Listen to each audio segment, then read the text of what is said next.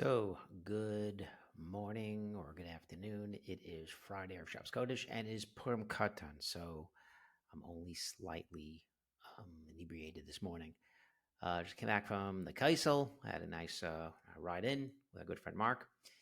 And Purim Katan. So, there's no Tachan today. And actually, we had almost a big incident. The fellow at Mincha yesterday uh, started saying Tachan and everyone started to freak out. So, we don't want to do that again. So make sure you do not say Tachan. If you're Chazan today, don't do that because that's one of the big no-nos in our Jewish world is to say Tachan day, not supposed to say Tachan, or you don't have to. Oh boy, that's a big deal. So this is parsha Tezave, and we're not going to talk about the big day kahuna, which is the main crux of the parsha, really the only place in Torah we talk about the big day kahuna, really. But there's other pieces in the parsha. We have the Ner Tamid, the oil, and we have the Ketoras at the end, the Mizba'ach Ketoras. And a couple of years ago, I mentioned this a couple of times. A bunch of years ago, I had my parsha book, the picture book, the tabernacle book with all the pictures, and I showed up to shul and with my son. And the Aron, I pointed to the Aron, the Shulchan, and all the pieces they talked about, the Krushim, the Amudim, pointed to the picture in the book. And we got to the Mizba'ach Zahav, I noticed that, I must have been sleeping because I don't remember them reading about the Mizba'ach Zahav. And turns out, Mizba'ach Zahav, Mizba'ach Ketoras is not in Truma. And turns out it never was. It never was. It's not a new thing that they changed. It actually is a thing. So, why? So the Kiyar is in Kisi. So we'll get that next week, the Kiyar. And okay, Kiyar is not really part of the Avoda. It's preparing. So that doesn't belong to Truma. I get that. But the question is, why wasn't the Mizba'ach Ketoras in Truma? It is a Keli. It's Mizbeach. The other Mizbeach is in Truma. It's also in Mishpatim, but should be in Truma. So, famous question. The Ramban talks about this. So everyone kind of quotes the Ramban's question. Doesn't always say the answer to the Ramban, but it quotes the question. But the Ramban asks this question. Things are together. Karbanos belong in Truma, the Aron, the Mizbeach, all these things, and the Mizba'ach Ketoras is a carbon. Why is it not? So the Ramban's answer is that the purpose of the Mizba'ach Ketoras is really different than the actions or the goals of all the other Kalim. The Aron symbolizes Torah, and the menorah is the Or, the light, the inspiration of Torah and Hashem. Shulchan, Shefa. So all these other pieces literally have a purpose, but the Mizba'ach Ketoras is a little bit different. The Ketoras is not brought really to bring the Shechina down. The Mizba'ach Ketoras is actually a response to having the Shechina. So everything gets us to this high place. All these Kalim brings us to Kedusha, and the Mizba'ach Ketoras is actually a response to having Hashem's Kedusha, kind of like a thank you. Everything else is for our benefit. Karbanos is for our benefit. And the Ketoras is really a Nakas Ruach for Hashem, whatever that means exactly, how this brings a Nakas to Hashem. But that's kind of the point of Mizba'ach Ketoras. So really, it's the last thing in all the Kalim, as this is the last piece. It's actually Shavach to Hashem. Okay, Ramban. So the Yakar has a little bit different approach, which the Shalom is kind of slightly along this pathway, where the Yakar says, well, there's two types of Averos. You have Averos that are Gufo and Averos that are Neshama Averos, even though everything you do with your body is really from your mind and affects your Neshama. But there's two different things here. There's Averos that are literally beguf. You're stealing something, you're taking something, you're saying Lashon Hara, whatever the case is, you're doing something with your body. And then there's Averos that are neshama things, thinking things. I'm thinking hatred, I'm jealousy, I'm thinking about this woman, thinking about this man, whatever the case is. So there's two types of Averos taking place here. So Averos of the body, we have an actual body of a carbon that's going to be mechaper. So my legs do the Averos, my hand do the Averos, and when I see the animal on the carbon, so that's mechaper for that. As opposed to the Mizba'ach Ketoras, which is a spiritual sacrifice. There's nothing killed, there's nothing slaughtered. It's literally spices being thrown together, mixed together, crushed together, and I light it up, and it's big smoke. So that's mechaper of my neshama. My neshama sinned. I am affecting my inner neshama, my piece of Hashem. Hashem gave me neshama, and I'm literally defiling it, literally turning it black and turning it dirty. So that is mechaper that. So out Mizba'ach is for guf averos. In Mizba'ach Ketoras is for inner machshava, neshama, things that are affecting my neshama, and that's mechaper for that. Boom.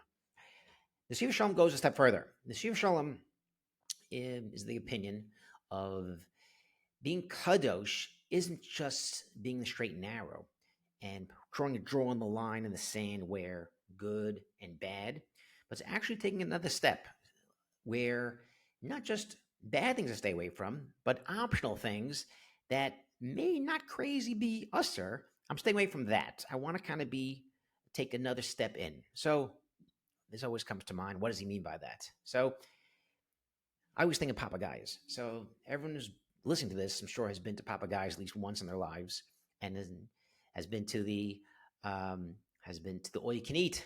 It's like 200 shekel, maybe it's a little bit more these days. But you go to all you can eat, and you go to Shalom. It's mahadran, so it's kosher, of course. I get treif. Mahadran, badats, the whole thing. Everything's perfect. Mahadran, perfect thing. It's all you can eat. So everyone on the table has to get the all you can eat. And what that means is you get a little marker, you get a little thing on your table, and it's got two colors, green and red. And the waiter walks around. First, they give you the salads, a little salatim on the table. Fantastic. So, it's healthy. It's fantastic. Then the waiter walks around with entrecôte, walks around with veal, walks around with different chickens, pargiot, not wings, but beef, other type of meat. And they walk around all the different tables that have the all you can eat. And they, you want this? You want to try this? Boom, you try this. And you're tasting. It's all 4 different types of meats they bring out. So you try all of them. And then, you know what? I like the pargiot better. So the guy comes around, let me take extra that. Then the veal comes around, let me take extra that. And unfortunately, what happens is you're thinking, oh my gosh, I'm paying 200 shekel a person. So I'm paying all this. That's 1,000, it's 800, 900,000 shekel plus a tip. I got to really eat up there and get my money's worth. So they come around again and again, and you're getting more and you're getting more. And when you give up, when you can't eat anymore, you turn the marker upside down. Now the red is on top and the green's on the bottom. And that tells the waiter, don't go to these people because these people are about to really just hurl and lose it all over the table and on the floor. So, Papa guys, so whenever I hear separating yourself from some davar hamutter lacha, kadosh atzma, makes it holy from things that are mutter, this comes to my mind, papagayos, because it's great, it's a lot of fun, and you eat a lot of food, and it's a good conversation. You get a drink, you get a beer, you get a cocktail, whatever the case is, which is mutter, which is totally fine. The problem is that really what Hashem wants? Is that really what Hashem wants? Because theoretically, really, within a mile of papagayos, there's probably maybe 1,000 families that can't afford meat. Forget about during the week, probably not even on Shabbos. People that don't have meat really that often, and don't have enough food for themselves, really. So, again, the fact that I don't eat at papagayos, are people going to have more food in talpiot? Not necessarily. But again, there's a plus and there's a minus side from all you can eat. Let's be honest. It's a lot of fun, and you get to kind of be with your family. A lot of people come to Eretz Yisrael, and they take out their kids, and they take out their kids' chavrusa. So you see, it's a nice avirah at papagayos. You have yeshiva guys, people that have their kids in Israel for the year. They come, and no, it's fine. But at some point, is it really what Hashem wants to now put down food, so much food that's not considered eating? Achil's gasa is not eating. You may not be chayiv kares if you're totally full on Erev Yom Kippur and you eat on Yom Kippur, but you don't really want to, just stuffing yourself. Is that really eating? So that's kind of really what one of the examples I think of, really, of kash atzmacha makes a holy thing that is mutter. So forget about us, I think, treif restaurant, obviously. But the Nesivos Shalom says, being kadosh for things that are really the next level. And what they were trying to do is really find actions that you do that may not be usser, but things that maybe don't look right, don't have a good feel to it. Maybe Mars Ayin falls into that as well. Someone's going to think that I do this, I shouldn't do it. It's not usser. Maybe Mars Ayin falls into that. So maybe that's kind of related. But the point is, what we're trying to do is find these little areas to perfect ourselves. So a lot of people, well, I don't steal, I don't rob anybody, I don't kill anybody. But if you look through your day, there's probably areas or instances where we can kind of better ourselves, better our midos, and don't even have the smell of anything foul smelling. And the Nesivos Shalom kind of brings this mushal that a person goes into the king. Of course, he's dressed well, has a fancy white shirt on. Something doesn't smell right. And again, if you're used to the smell, you don't smell it, it's not that big a deal for you. And the Yakar actually picks up on this. These machshava things, that's worse than the action things. Because you do an action, you know about it, you do an aveira, it's open to you, you know about it, you feel bad. These machshavas things, it's just machshava, it's not that big a deal. There's no chatas for it. If you hate someone in your heart, it's not aveira, but there's no carbon for it. Maybe it's not that bad. So the Yakar actually says that this is actually a worse thing. This worst thing is these machshavas things because they don't go away because the person doesn't feel they're so bad. You can do it all the time. How many times did I hate someone this year? How many times did I, was rude to someone? It's not an avera. You don't really think about these things. So the Nesivos Shalom kind of picks up on this piece of the smelling piece, and which is actually the Ketoras. Just like we want to have a good smell when you go into someone's house. You don't want to smell bad. Wait, it's not dirty. You just have a bad smell. It's not so. No, that's a bad thing. When you go to see Hashem, you want to be close to Hashem. You shouldn't have anything that smells bad. If you're not looking bad or dirt, any smell is bad. And that's kind of the Nesivos Shalom says, is that's Ketoras. That's all smelling. And it's one of the things, or the only thing, that you actually goes inside of you.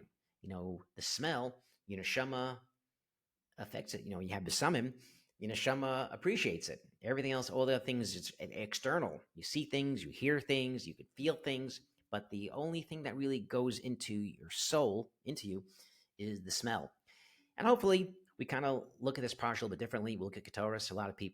Some people have Ketoras on a cloth. There's a lot of segulas to reading Ketoras on a cloth once a day, twice a day, before davening. Some people during the week they don't say it, but only on Shabbos they say it. They have more time. It's an Indian about Ketoras. And hopefully, we kind of looked at this. We look at this as actually the Shovim Tat. So Shovim on a leap year, which this year ends with Tezave. Shovim Tat, Tezave. And this is like the last piece. And like the Ramban says, we look at the last piece of the Ketoras as the final act. The final thing is a Nax Hashem. And hopefully, the past 6-7 weeks, we kind of worked on different midos. And we talked about the avodah base in the Mishkan. We talked about the Kalim. And hopefully, we look at the Ketoras as the culmination, as a way to kind of really get ourselves to a high point. And that's that. Shabbat Shalom and Purim Katan Sameach.